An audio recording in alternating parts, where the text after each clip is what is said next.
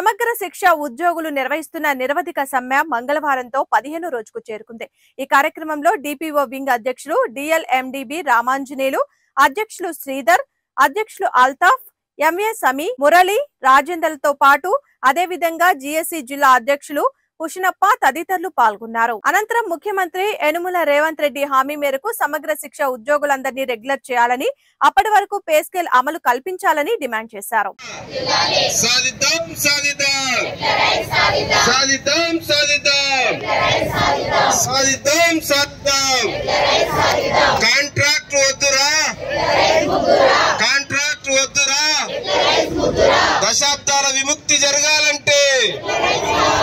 దశాబ్దాల విముక్తి జరగాలంటే సాధిద్దాం.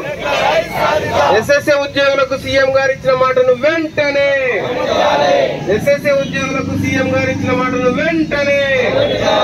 సాధిద్దాం. ఎస్ఎస్ఏ ఉద్యోగుల పంతం.